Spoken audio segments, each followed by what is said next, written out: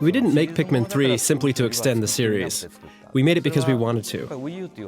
We felt that the new hardware, Wii U, was really perfect for Pikmin. Once we started making it, we could see each of the individual Pikmin moving like ants on Wii U. And the Pikmin were moving all over the map, doing their own tasks, thanks to the enhanced AI. And the controls are much simpler with the use of Wii Motion Plus. You can use the gamepad to view the overall map at any time, and you can also play only on the Wii U gamepad. These improvements in particular are perfect for thinking up strategy while the Pikmin are performing their individual actions. Now that we've built the game, I'm finally spending a lot of time playing it, and I'm really happy we made it. It may sound like I'm exaggerating, but it feels like Wii U was made for Pikmin. It's a bold statement, but that's how satisfied I am with the game. In the first game, I was a bit stubborn. I wanted to tell a story where the rocket would fly away at the end of the final day. But if you failed to complete the rocket, it would crash. This time, I felt it would be fine for you to take all the time you want. There is a maximum day time limit, but you can take as many days as you like. You can take your time and still clear the game. We made it so from there on, you can invent your own play style as you try to shorten your completion time. There are many things that we game developers and that those who design the bosses in particular always wrestle with. The one in particular is the fact that if you damage something in the real world, that damage always remains. The Pikmin take damage but keep on fighting the next day, so it's also the same with the bosses. The damage they take keeps piling up, so you can fight until it's almost sunset, and then if you think you might be able to finish it off, you don't have to go too far. You can step away and decide to finish it off in the morning. Then you go in, you beat it first thing, and decide what to do with the rest of your day. You can play at a pace that's similar to real life, so it doesn't feel like a stage in a game. It feels like we're onto something new.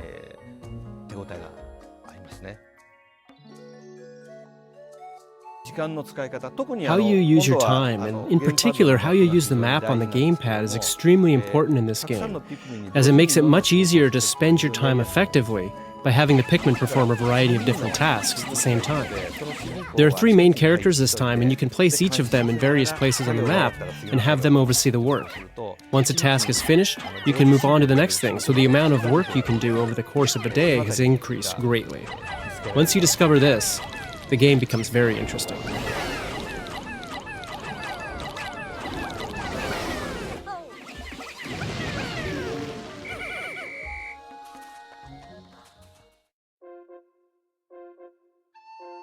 In this game, there are 3 main modes, and naturally one is the story mode. I've been explaining story mode so far. Beyond that, there are the bingo battle mode and the mission mode. Mission mode is basically similar in style to the story mode, but it asks you if you can beat this boss, or collect the fruit, or to see how efficiently you can progress through a level within a given time limit.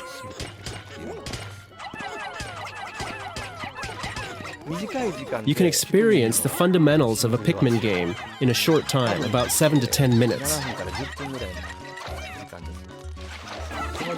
As you keep playing these levels within the given time frame, you become better at planning things out, which then will increase your score. It's very satisfying.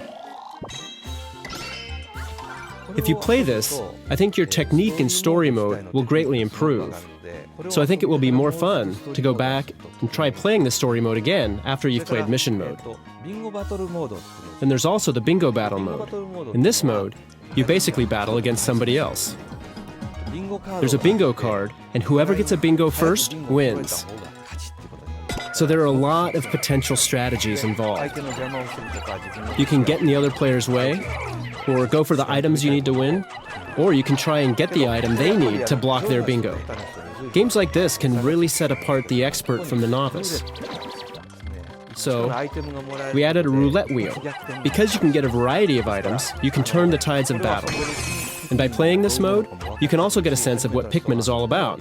And since you can even play this with beginners, I hope everyone will enjoy it.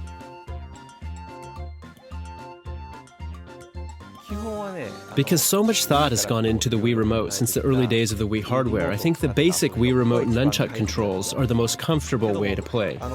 Having said that, you'll be looking at and touching the gamepad screen a lot.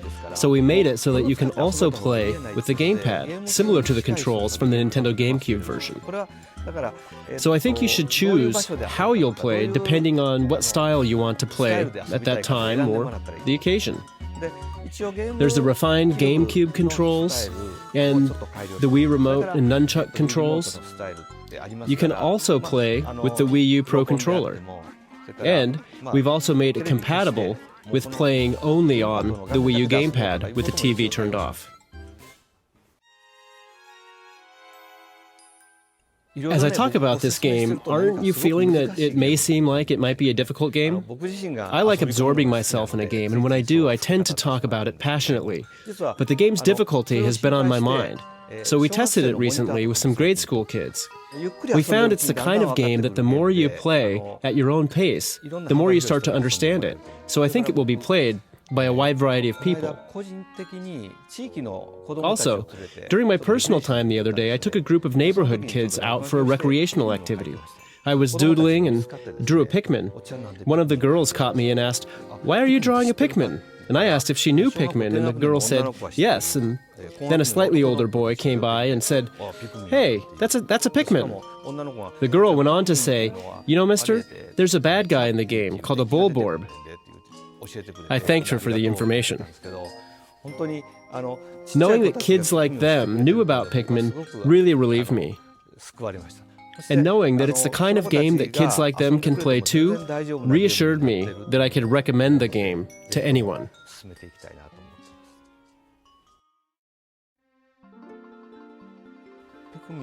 For those of you who've never played Pikmin, you'll have fun as you try it out, so please try playing. Once you do, I bet you'll think it feels unlike anything you've ever experienced before. You call the Pikmin with a whistle and throw them here and there, telling them where to go, and you repeat. Eventually, you'll get what kind of game it is. And for the experts out there, I can say that this game feels like the ultimate evolution of the original Pikmin. I hope with this new game, it can build the framework of what would be a new kind of real-time simulation game. Please give it all you've got.